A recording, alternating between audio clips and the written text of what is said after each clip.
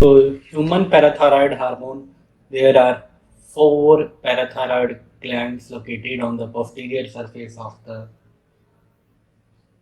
So, remember there are four parathyroid glands that are located on the posterior surface of the thyroid gland.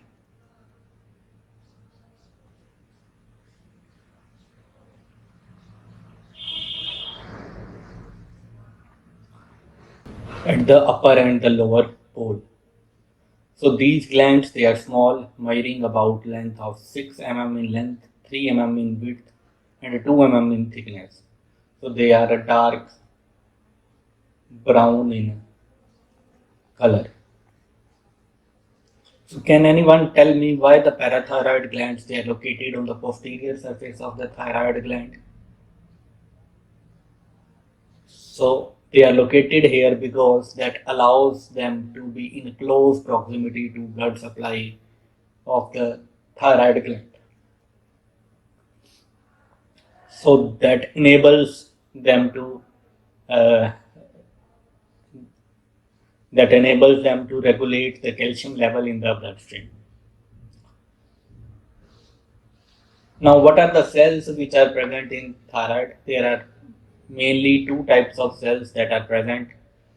They are the chief cells and oxyphilic cells. Now, what are the function of chief cells? Chief cells are responsible for secreting parath hormone, whereas so oxyphilic cells they are considered degraded chief cells and their function is not known. However, they may secrete parathormone under the pathological conditions such as in parathyroid adenoma. The number of the oxyphilic cells increases during the puberty. So, what are the role of chief cells and oxyphilic cells in parathyroid gland? Chief cells they secrete parathormone, which regulates the calcium level in the blood. Oxyphilic cells are thought to be degenerated chief cells and may secrete parathormone during pathological conditions. Now, what is the importance of the parathormone? So, these are the oxyphilic cells and these are the chief cells which are seen in parathyroid gland. Now, what is the function of importance of parathormone? Parathormone is important for maintaining the blood calcium level within the range of 9 to 11 milligram per deciliter. As calcium we know it's a vital for many physiological process. It helps to regulate the phosphate level in the blood. So why is maintaining blood calcium important? Calcium we know it is important for various physiological functions like the muscle contraction, nerve conduction, blood clotting, and bone strength.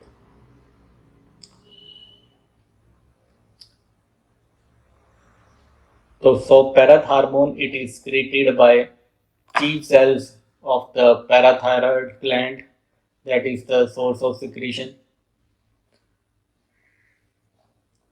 Chemistry it is a protein in parathormone, it is protein in nature having 84 amino acids and its molecular weight is 9500. It has half-life of around 10 minutes and the normal plasma level of parathormone is about 1.5 to 5.5 nanogram per deciliter.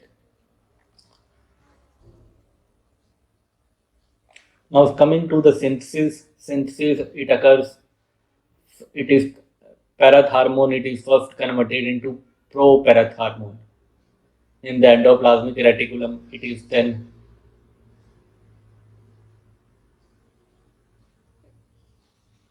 then converted into proparathormone enters the Golgi apparatus where it is converted into parathormone in the Golgi apparatus. So what are the steps involved in synthesis of parathormone. The pre-pro-parathormone, it is synthesized and enters endoplasmic reticulum where it gets converted into pro-parathormone, which is then processed in Golgi apparatus that forms the active form of parathormone.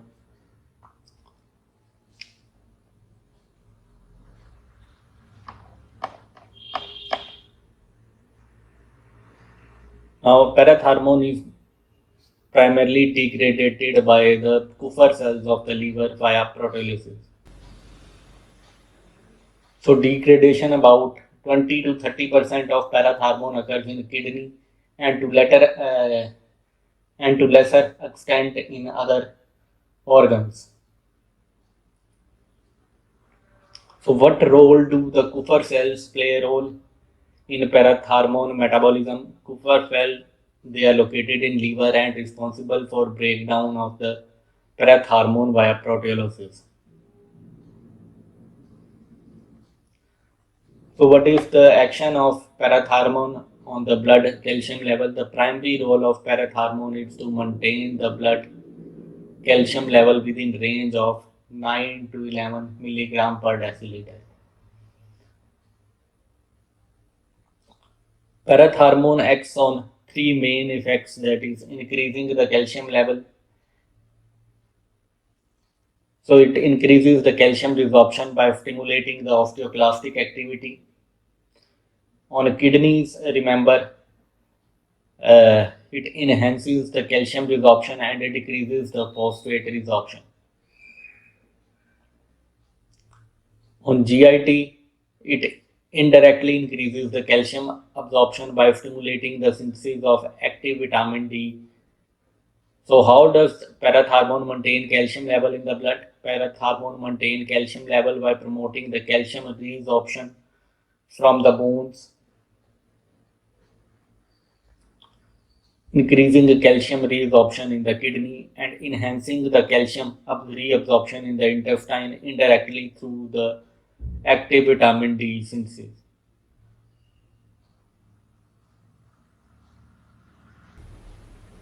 What happens if there is overproduction of parathormone? Overproduction of parathormone can lead to hypercalcemia, while underproduction can cause hypocalcemia.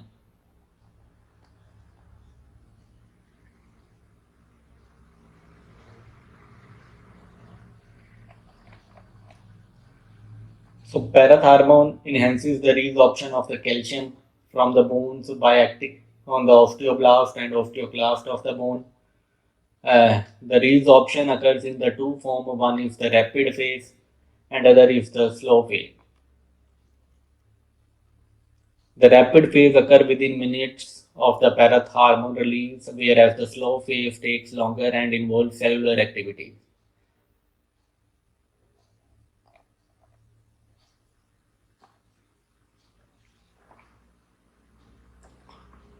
So after parathormone is released, it binds to receptor on the osteoblast and osteocytes. So this hormone receptor complex increases the membrane permeability to calcium, accelerating the calcium pump, allowing the calcium ion to exit the cells and enter the bloodstream quickly.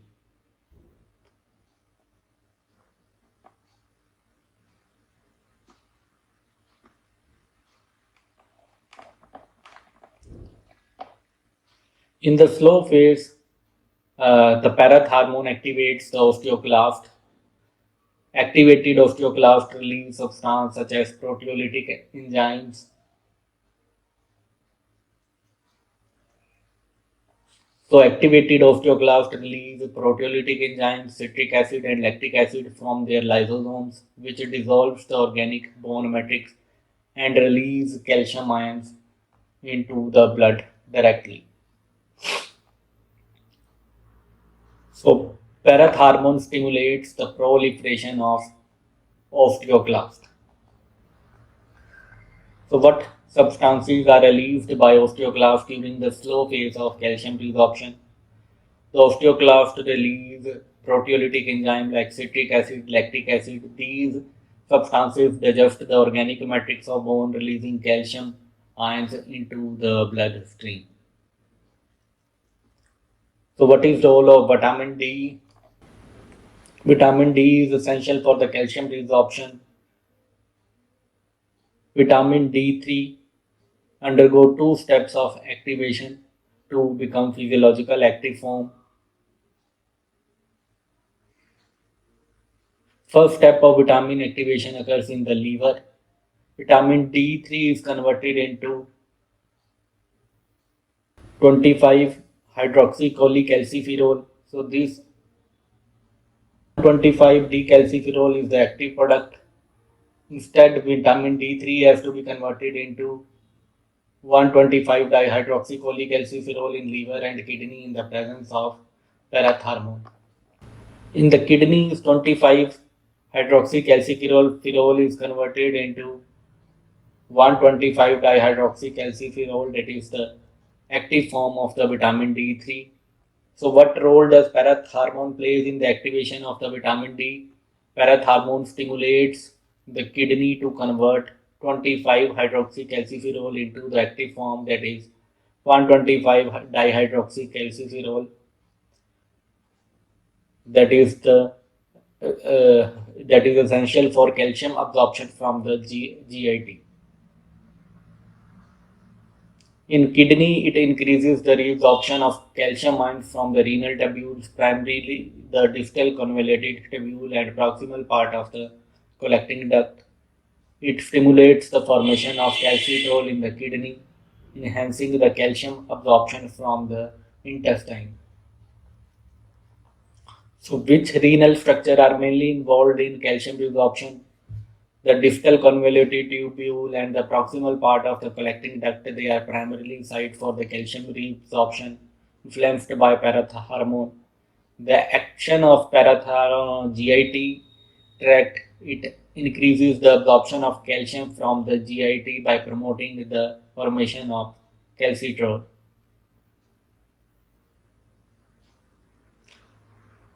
So PTH increases the phosphate absorption from the bones along with the calcium and reduces the phosphate level by increasing the excretion of the in the urine. So what is phosphate action? Phosphate uric acid of action of PTH. So ability to increase phosphate excretion through urine by inhibiting its reabsorption from the renal tubule.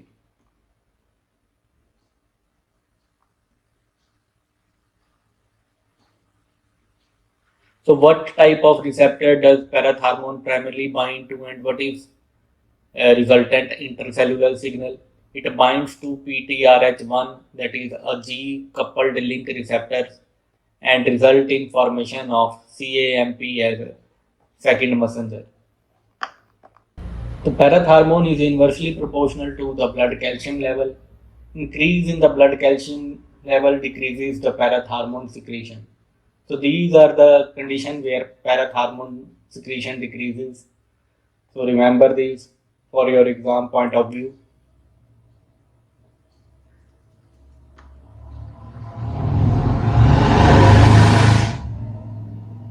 So the secretion of parathormone is regulated by blood calcium level. When calcium level falls, parathormone secretion increases. When calcium level rises, parathormone secretion decreases.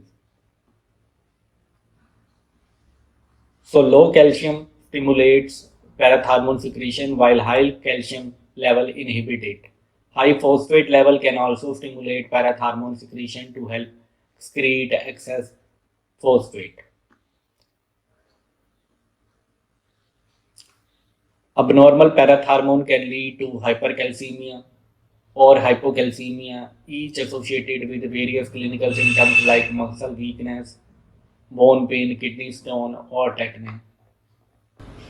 So blood level of phosphate, parathormone secretion is directly proportional to blood phosphate level. When the blood phosphate increases, it combines with the calcium to form calcium hydrogen phosphate that decreases the ionized calcium level in blood, which stimulates the parathormone secretion. Now hyperparathyroidism hypoparathyroidism is the under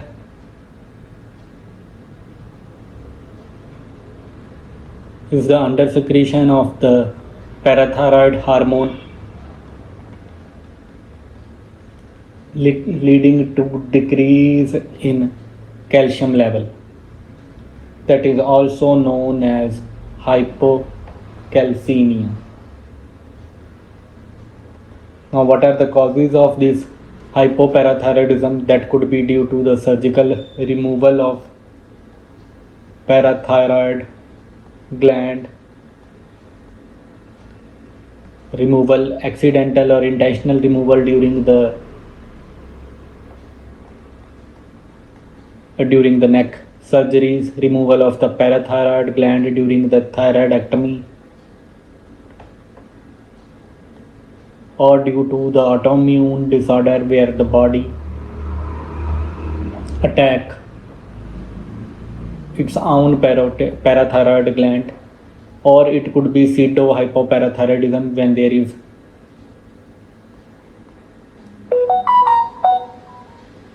there is a deficiency of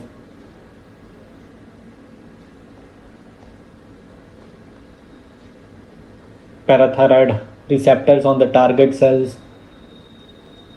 So what is pseudo-hypoparathyroidism? It is a condition where parathyroid hormone, they are normal or increased, but the hormone cannot act on target cells due to deficiency of parathyroid receptors. Now the hypoparathyroidism decreases the calcium resorption from the bone that lead to hypocalcemia. Hypocalcemia occurs when blood level falls below 6 milligram per deciliter, and the normal value is, remember, the normal value is 9.4 milligram per deciliter. So tetany occur when the plasma calcium level fall below the 6 milligram per deciliter. Now, what are the signs and symptoms of hypocalcemic tetany? There is hyperflexion and convulsion. Increase neural excitability leads to overactive reflexes and muscle contraction. You can see scarpopedal spasm, that is spasm in the hands and feet, flexion at the wrist and metacarpopharyngeal joints, extension and interpharyngeal joints. There is laryngeal stridor, that means that there is noisy breath due to the laryngospasm. What are the cardiovascular changes? There is dilation of heart, there is prolonged ST and QT intervals on ECG. So what is the typical attitude of hand in carpopedal spasm? There is flexion at wrist and metacarpopharyngeal joints, extension at interpharyngeal joint, and there is abduction of the thumb. Apart from that, you can see is the Crozius sign. There is spasm of hand after blood flow is arrested using a blood pressure cuff, and there is Chauvistic sign, that means that there is twitching of facial muscle upon tapping over the facial nerve, and Earth's sign, that is hyperexcitability of the skeletal muscle to mild electrical stimuli. So what is Chauvistic sign? It is twitching of the facial muscle caused by tapping over the facial nerve, indicating the neuromuscular hyperexcitability. Other is hyperparathyroidism, when there is hypersecretion of the PTH leading to increased blood calcium level, that leads to hypercalcemia. It is due to tumor development in one or more parathyroid gland, that is the primary hyperparathyroidism. Secondary hyperparathyroidism act as a compensatory hypertrophy of the parathyroid gland due to hypocalcemia from other causes like chronic renal failure, vitamin D deficiency, or the rickets. Or it could be tertiary. Tertiary is due to the hyperplasia of all parathyroid gland due to chronic secondary hyperparathyroidism. So what causes secondary hyperparathyroidism? Secondary hyperparathyroidism, it is caused by physiological compensatory hypertrophy of the parathyroid gland in response to hypocalcemia from conditions like chronic renal failure, vitamin D deficiency, or the rickets. So hypercalcemia, when there is increase in the blood calcium level due to the hyperparathyroidism, you will see nervous system depressions, cardiovascular effect is reduced, FT or QT intervals, loss of appetite. The bone disorders could be seen like osteitis, fibrosa, cystica. So what are the effects of severe hypercalcemia on the body? It can lead to depression of the nervous system, cardiovascular changes, bone diseases, and parathyroid poisoning. Apart from that, the various parathyroid function tests you can do is the measurement of the blood calcium level. It is the primary test to evaluate the parathyroid function. Abnormal level of calcium in the blood can indicate disorder like hypoparathyroidism or hyperparathyroidism. Other test you can do is Chvostek's test of Sturgeon's sign. Both indicate neuromuscular hyperexcitability due to the low calcium level. Now coming to the calcitonin, it is secreted by parafollicular cells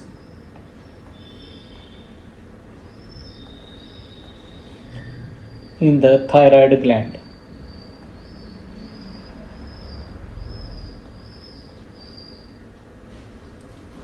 In lower animals, these cells originate from ultimobranchial body. In humans, these glands are rudimentary and the cells are incorporated into fourth pharyngeal pouch.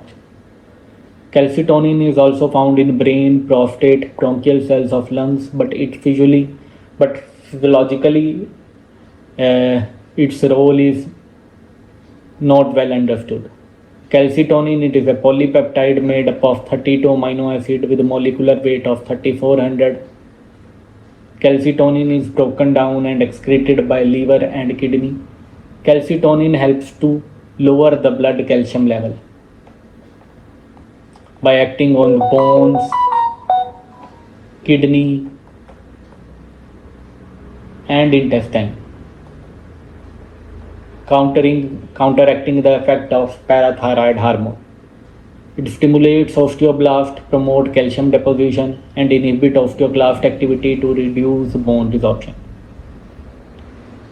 Kidneys, it increases the calcium excretion in the urine by inhibiting the resorption in the renal tubules.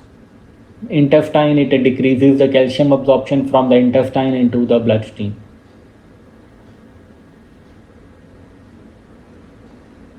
Action on the blood phosphate level, calcitonin lowers the blood phosphate level similar to the parathormone.